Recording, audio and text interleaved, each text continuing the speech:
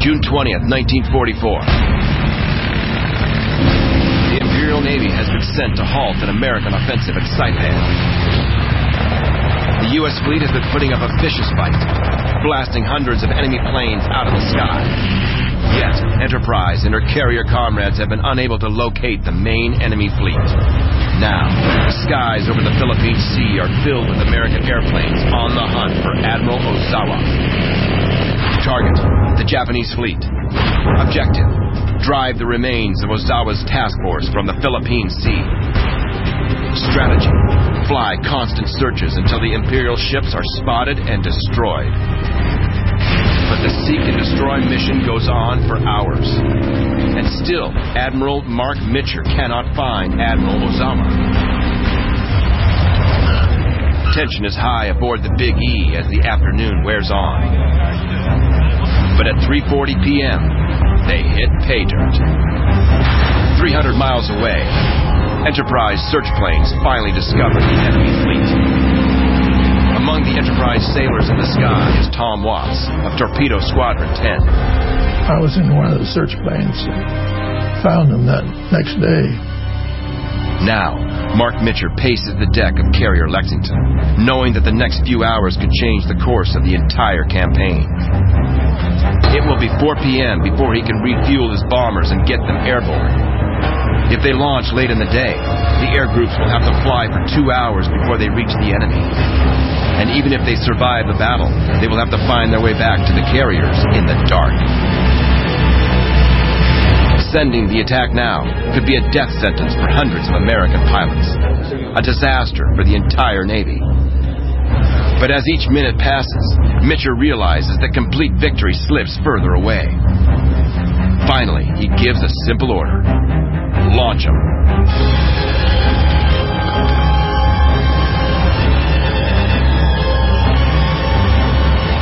Within minutes, in the ready rooms of Enterprise and every flat top in the fleet, Mitcher's final orders are chalked on the blackboards.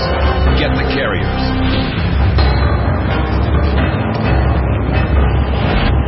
4:30 p.m. 240 Hellcats, Avenger torpedo planes, and dive bombers roar through the skies over the wide, dark Philippine Sea. They head right into the late afternoon sun, on the prowl for Admiral Ozawa. Killer Kane leads the Enterprise strike. 11 dive bombers, 5 Avengers, and 12 F-6F Hellcat fighters. Among the pilots are Flash Gordon and James Jigdog Ramage. Every pilot knows the factors of speed, distance, time, and fuel. Flash Gordon is thankful he's in a Hellcat with a belly tank. We had a lot of fuel in the Hellcat because we had umpteen fuel if you just knew how to conserve. But leading the older, slower SBDs, Jigdog Ramage is less optimistic. He warns his rear seat gunner, Dave Cawley. So I called Cawley and said, looks like we're going to have a bath tonight, so get everything ready. The Enterprise flyers head into a blood-red sun, uncertain of combat, dead certain that the next few hours could spell disaster. 6:30 p.m. Finally, after 2 hours in the air, Killer Kane's air group spots the enemy fleet. 12,000 feet below, they've discovered a major part of Ozawa's force. 3 carriers, Ryuho, Junyo, and Hiyo, and cruisers Mogami and Nagato. It's a free-for-all. Kane's forces immediately split up and make a run for the enemy vessels.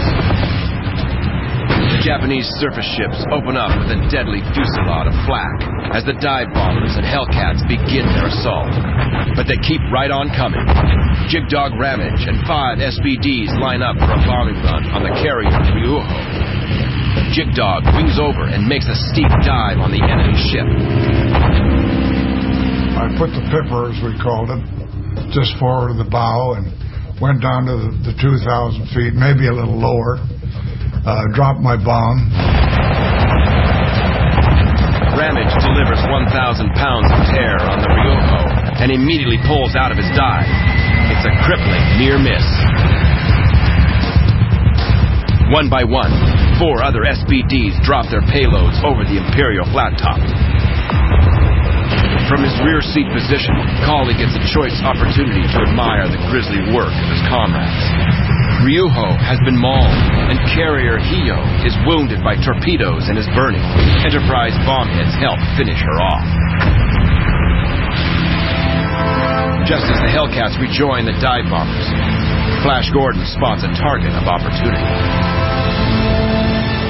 We're down on the water, maybe 10 miles east. I saw a Zero headed west, about 900 feet. Gordon immediately firewalls the Hellcat and pulls the big plane into a half loop and a half roll. He races after the Zero, draws a bead, and cuts loose with his rapid-fire 50s. Pulled up in the top of a loop and shot him down. He blew up. Then we came back down and joined up with the bombers. The Zero is Flash Gordon's 7th and final kill of World War II. He and his fellow pilots escape the last enemy flak bursts and head for home. But though the battle with the Japanese task force might be over, the struggle to survive the flight back to Enterprise has just begun. As the last rays of light disappear over the horizon, the Enterprise pilots and air crews continue their long trek home. Ramage and his fellow dive bombers will have to carefully conserve their fuel supply. It was very quiet. About halfway back then, I told Cawley, I think we're going to make it.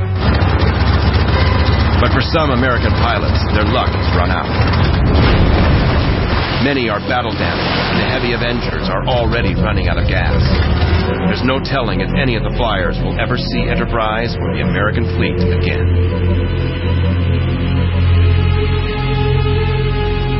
In the confusion, groups of planes scatter, heading off in different directions into the unknown. The situation seems hopeless.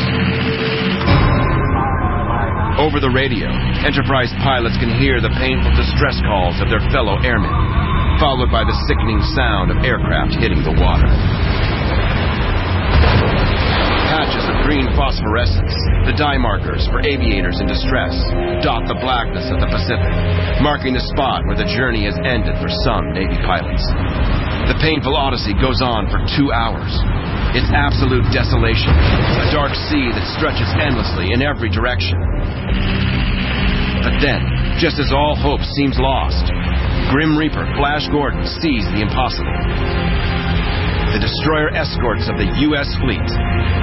One by one, the little gunships turn on their bright searchlights, marking the way back for their fellow sailors in the sky. And then some destroyers had been sent out to meet us, and their searchlights were up, and home is that way.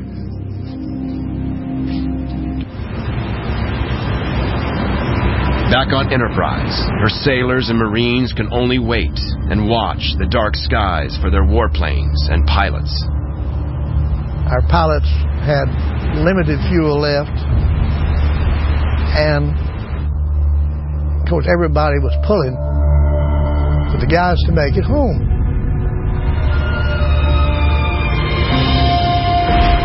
"8:45 p.m. The first warplanes arrive over the American task force. It's simply chaos.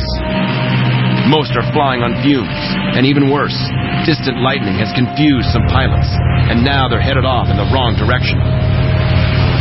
Mitcher could have a catastrophe on his hands. So, ignoring standard naval procedures, he utters one of the most famous commands in the Pacific War: "Turn on the lights."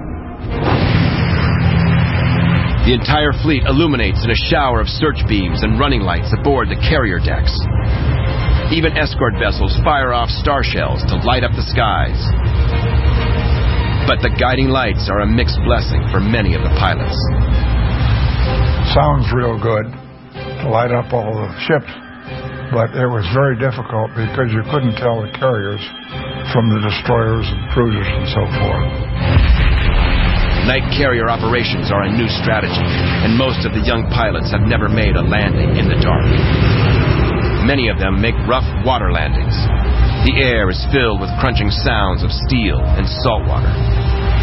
There was a fiasco down there. No one was getting aboard, and some did. They had an accident. From their battle stations along the flight deck, the Big E's Marines have a dangerous front row seat. Two of them would try to land at the same time, and they'd go respective ways. One go clockwise, and one go counterclockwise. Within minutes, Enterprise's flight deck looks like a parking lot. Jig Dog Ramage and his fellow bomber pilots scatter across the fleet, landing on any friendly deck they can find. In the skies overhead, Flash Gordon and his fellow Reapers orbit over the task force, searching for a place to land. But now, they're also running on fumes. A little after 10, my number 4 man said his red light was on. So we got down the landing pattern, and when I came around, the deck was foul. I landed aboard the Lexington.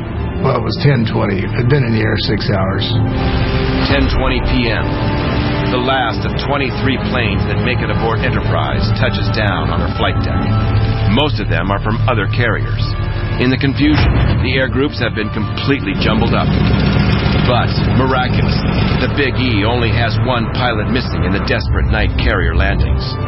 Killer Kane. Everyone else has either made it aboard a friendly ship or has been rescued. The last-ditch assault on the Japanese task force and the frantic night recovery has cost the U.S. fleet 99 warplanes. But thankfully, the human toll is much less. Only 49 pilots and air crewmen and 6 flight deck sailors have been lost in the chaotic battle.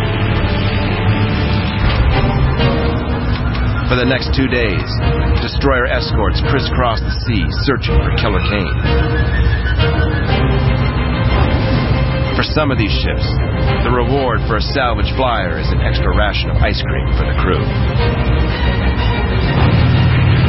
On the afternoon of the 22nd, a destroyer approaches the Enterprise, flashing its signal lights. Suddenly, the hearts of everyone aboard are lifted. The question from the destroyer: how much ice cream is Killer Kane worth? Since he was a commander, they wanted 25 gallons of ice cream from commander, group commander. They wanted extra rations of ice cream. They got it.